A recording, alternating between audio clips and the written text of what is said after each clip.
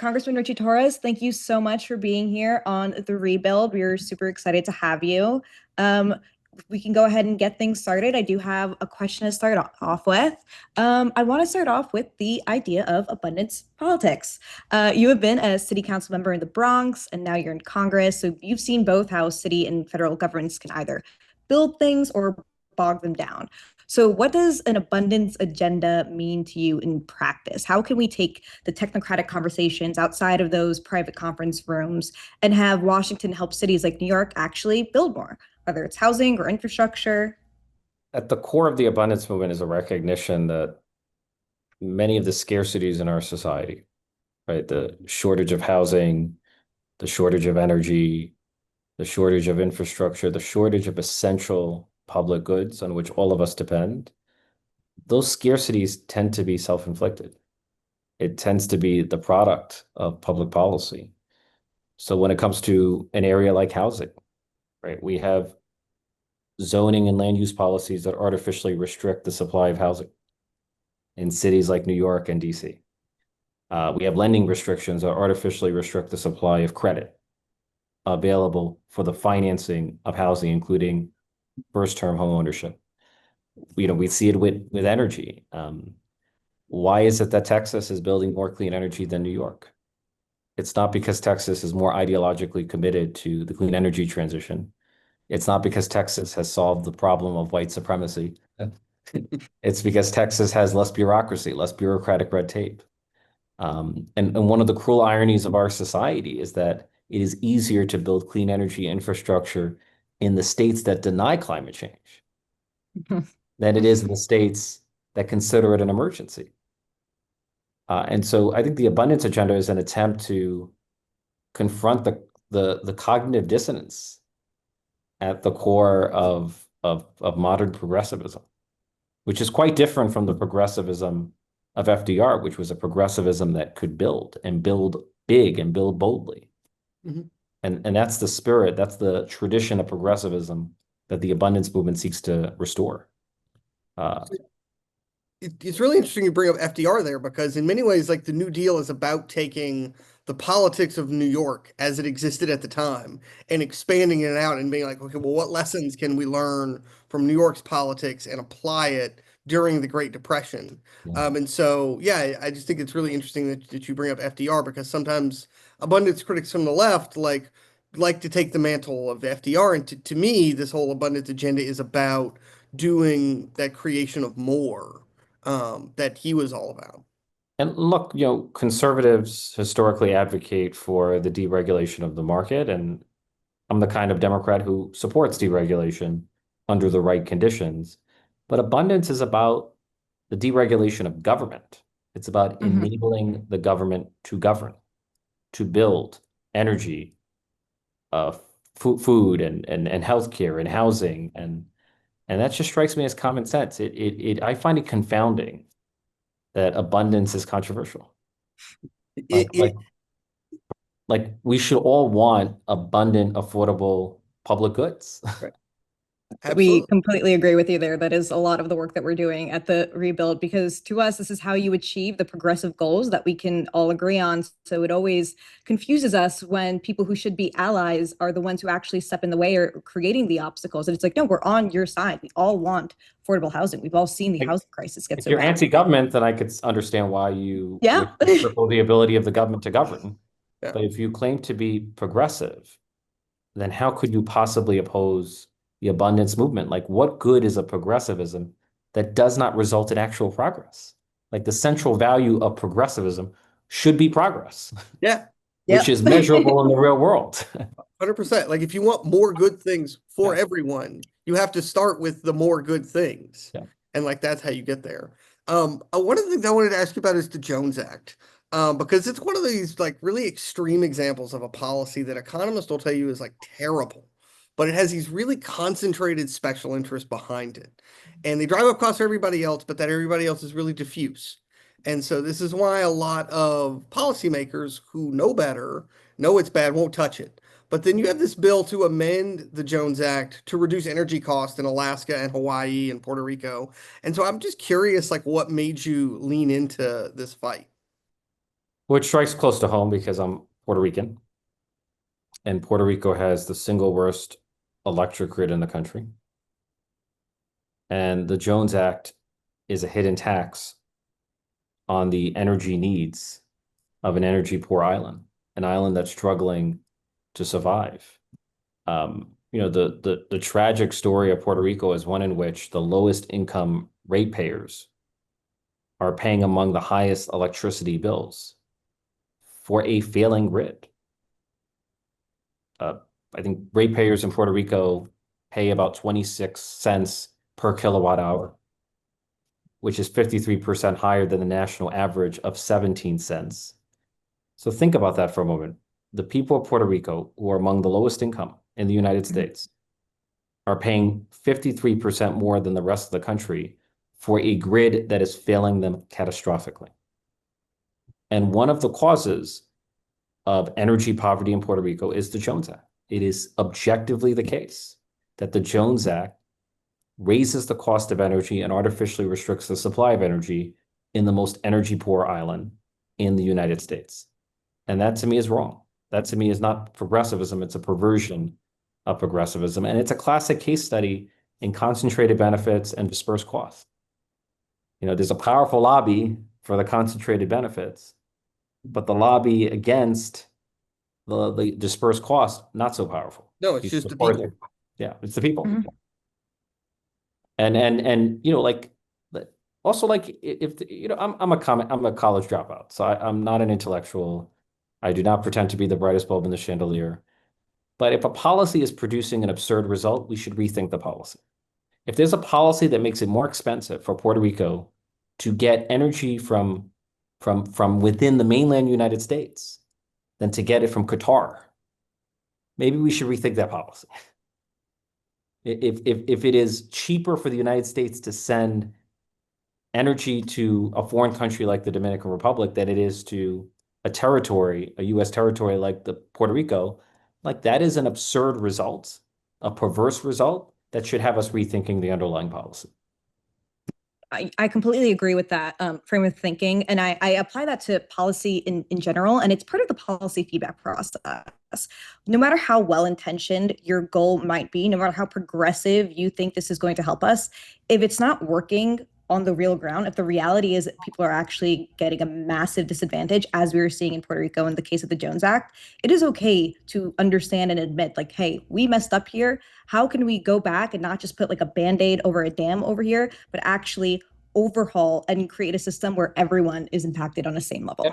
And also, it fails to live up to its purported national security rationale, right? Like the argument, the case for the Jones Act is that it will maintain a ship industry here in the United States. Shipbuilding in the United States has all but collapsed. It's a shell of its former self. Like the difference between the United States and China is orders of magnitude. And the irony is that the Jones ships, the Jones Act compliant ships, are themselves dangerously dependent on China's shipbuilding manufacturing base. It's kind of a lose-lose situation there. I saw a brilliant posting on Twitter. I forget who said it, but someone said if protectionism was so effective at reindustrializing America, then why hasn't the Jones Act led to a burst of shipbuilding? Right. Domestically, here at home. Like the Jones Act really makes a mockery of the whole Trump's whole theory of trade. No, we completely agree with you there. Gary, I really wanted to get to your question on the idea of places. I think you had a great framework there. Okay. So one of the other things, Congressman Torres, that I wanted to ask you about is, so I think a lot about the importance of like place. Like people don't just live out in nowhere, like they live in like places. Yeah. And you represent the South Bronx, which is one of the poorest congressional districts in New York City. And so you've seen that even while there's been a lot of solid national economic growth, there's a lot of places that can feel like they're not coming along with that. I grew up in rural America, so I have a lot of sympathy for these kinds of frustrations. What do you think is the key to making sure that growth and new investment also goes to these kinds of places so we get less of that like geographic inequality? I mean, I feel we need to have more regional planning, more county level planning, more zip code level planning. America is a highly variegated continental republic. No two counties are alike. And so we should be suspicious of one size fits all policy proposals. Like each community has its own needs, its own unique assets and challenges. And, we should be creating plans that speak to the particularities of every county and community in America. Yes, the Bronx is often described as the lowest income county in America, but it has real institutional assets like the New York Botanical Gardens and the Bronx Zoo and Fordham University and the Montefiore Health Center, which is the largest provider of healthcare in the Bronx. It has vibrant commercial districts like Arthur Abbey, Little Italy, and Fordham Road. And you cannot create a plan for the Bronx from the ivory tower of Washington, D.C., right? You have to know the facts on the ground in the Bronx, and you can harness those institutional assets to create wealth in the communities that have historically been left behind. And the Bronx has come far, despite the stereotype, that the Bronx is burning. It has risen from the scenes of arson and abandonment in the 1970s and is experiencing something of a renaissance.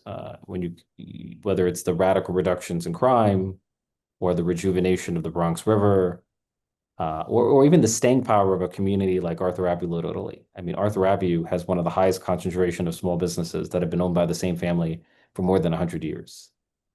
And has the same essential Italian identity that it had a century ago. It's the Bronx. It's more than the stereotype that it's the poorest county. It's actually a pretty remarkable place with deeply rooted people. And it's important for those of us in public office to understand the particularities of the communities on whose behalf we're legislating. As a native New Yorker, I was raised in Queens. You mentioning Arthur Avenue just made me so happy because some of my fondest memories of going up to visit my friends in the Bronx was going to these small Italian shops. I think it was Casa del Mozzarella. Casa Had della the Mozzarella. I best love it. sandwiches Casa ever. della And as Mozzarella. someone, Yes. yes, yeah. Best mozzarella. You said it Yes. No perfectly. question. Yes. It is just, they're It amazing. is. I love the And people who own it. I love it. It's funny that you knew it. That shows how No, small New York City I go is. there often. I too many Really? calories, but I go there often. Yeah. This is Same. what I No, wanted to ask anytime I'm The in about New best York, I place. try to go mozzarella that there. I've ever tasted. This is why I had to ask about place, because when you talk to people about places, this is when they like light up. Like people are just like really proud of like where they're from and where they know. And it just And the Bronx even more. Look, there are. I'll be honest. There are parts of New York City that are undergoing gentrification and feel to me, no offense, like amusement parks. Like there's something artificial about them. The I Bronx grew is up in like, Ridgewood. Can you imagine how I feel? Ridgewood is not what it used to be. but like the Bronx is essentially the same as it was 10 or 20 or 30 years ago, and the people are deeply rooted, and the businesses have been around for a long time. And I just love the authenticity of the Bronx compared to the amusement parks that are emerging elsewhere in the city of New York. So maybe that's unfair of me to say that, but No, I completely agree with you there. I know we are coming up, we have around 10 minutes left. So we have a rapid fire sure. question section that we would love to get in. As our listeners are no doubt aware, The Rebuild is a Substack that focuses on how Democrats can get back to being the party that focuses on cost of living and pro-growth ideologies. So we want to focus on how the country can move forward from a pro-growth perspective. So one of the first questions, I'll go from you, and just the first thing that comes to mind, and we'll go from there. Can I just make What one is, point? oh yeah, Who can possibly oppose growth? The people who oppose I can tell you who doesn't oppose growth. The people who don't have growth. Like the people who live in yeah. poverty want growth. 100%. It's the people who have the luxury of opposing growth who actually oppose it, and those people tend to have growth. It's the people who shift conversations from material conversations to once they are set and safe in material, they focus on post material. And they don't understand there are many average Americans who are still focused on the basics and don't feel secure enough. And they are the ones who want to have growth to be the center of conversation. When you are So reaping the first benefits of question. growth. Yeah, oh, you're sorry. I'm No, just no, no, go obsessed ahead. about this. No, it's just when you're reaping the benefits of growth and have a level of material comfort, you have the luxury of philosophizing about degrowth. Yep.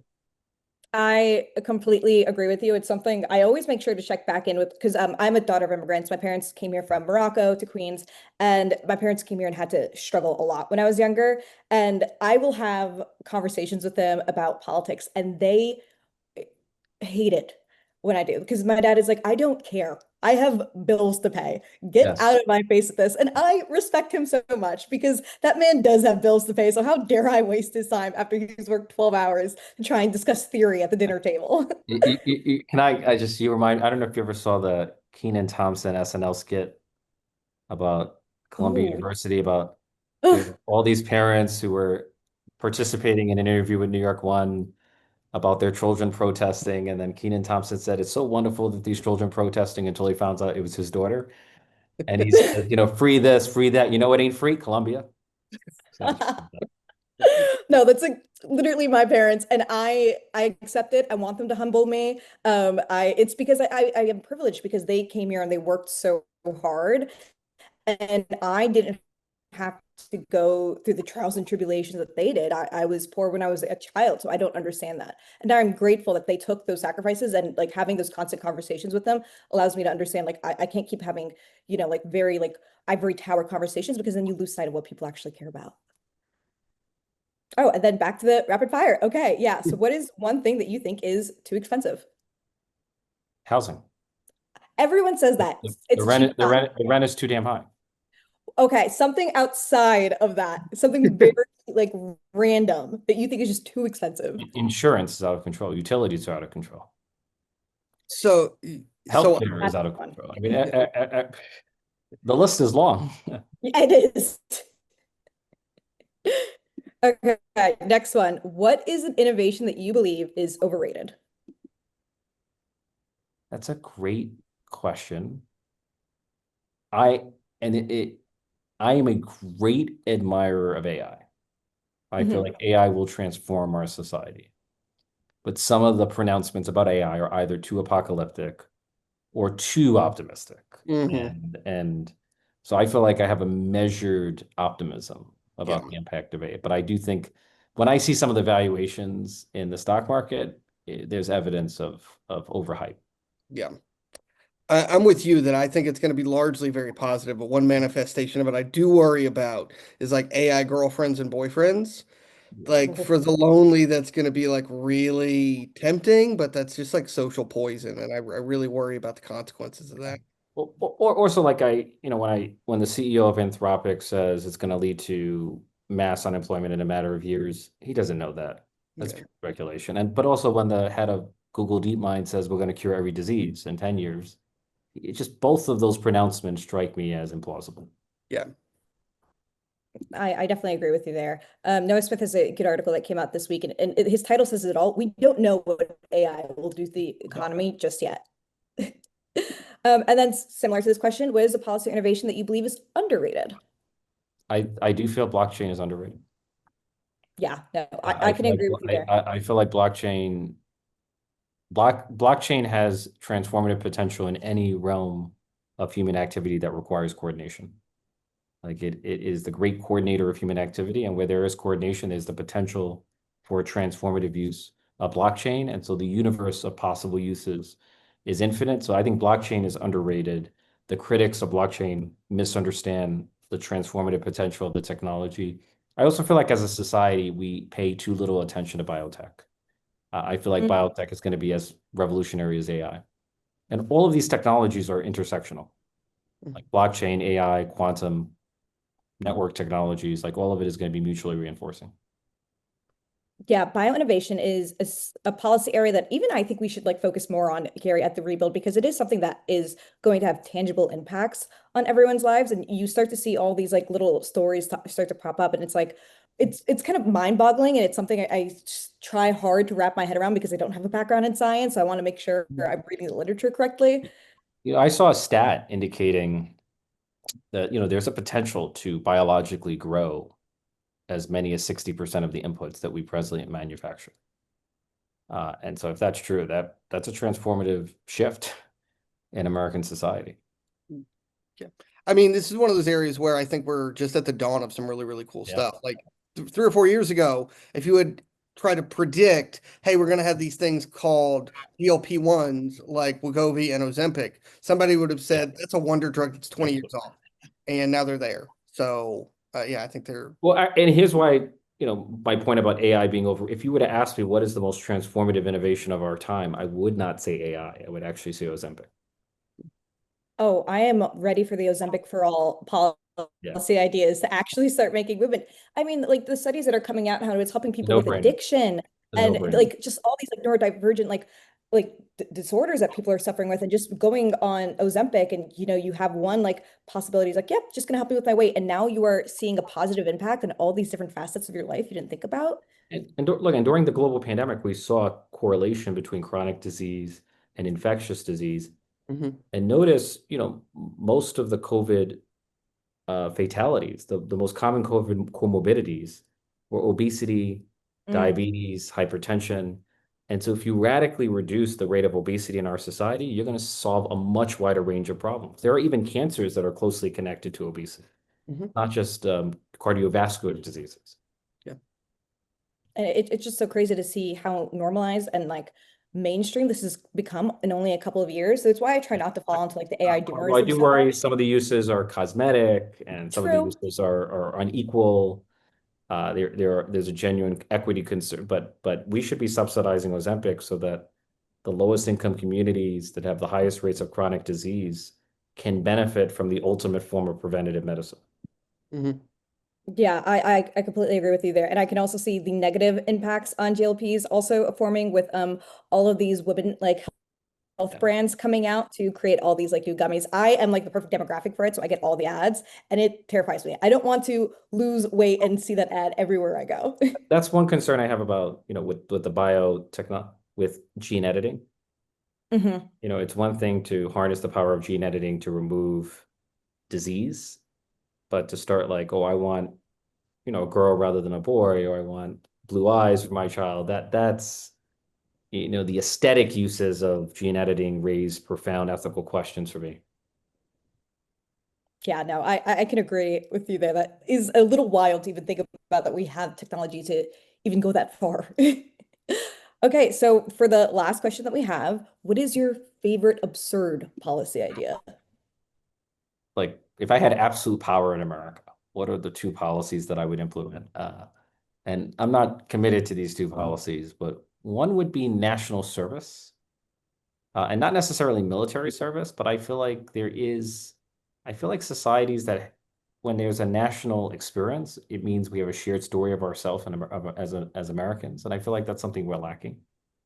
What do Um, you mean by national service? Like, so there's the military, but then there's yeah. also like civilian service. Like everyone, Yeah. instead of just going to college, we go to like a 2-year AmeriCorps program or something Oh, where you have a shared experience with your fellow Americans, and it brings us together as a country. And you get to interact with people whose experiences, whose backgrounds are different from your own. I find shared experience would give America a shared story of itself. we've asked that question to a couple of people. I have never heard an answer like this. So I love it. That's And so unique. And it's not something I thought I have of. a stranger answer for you too. Okay, I want to hear I it. actually, although this would not be a matter of policy, but I actually think we should draw from one of the best practices in Judaism, an American Shabbat. Like I imagine if we were to live know in a country where every Friday evening you turn off your phone, you actually have family dinner, you disconnect yourself from the bombardment of social media and connect yourself to the things that matter, which is family and love. And it would make us a much happier and healthier society. Yeah, I live in a very Jewish neighborhood in LA, and every Friday it's become like tradition. Our neighbors across the way, they always have us come over and ask like if we could plug in like the crock pot for them and like take it out. And it's become like a very like neighborly connection that I would not have had if it wasn't Shabbat, and they always invite us over. And it's also so nice in the morning when we walk our dog to see everyone walking to the temple because like no one's using their cars and so forth. So it just becomes very lively on Friday to Saturday, and something I really appreciate in a city like LA that's very like spaced And out. like, look, to be honest with you, we're all so immersed in our phones that I cannot even tell you the last time I had a genuine family dinner. And Oh. it's I feel like we're so addicted to social media and to our smartphones that there's an untapped latent desire to disconnect and to reconnect to our humanity.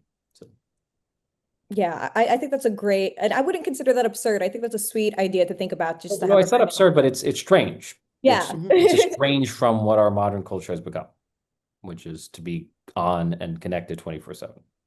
No, I love that. I think having the weekends to have more face-to-face connection is just amazing. Like on the weekends, I definitely try not to even go on Twitter or any social Yeah. media, just to like have space away. But I think that's all the questions that we have for you. Thank you so much for being here. Thank you so much, Congressman Torres. It's great talking to you. Always a pleasure. Take care.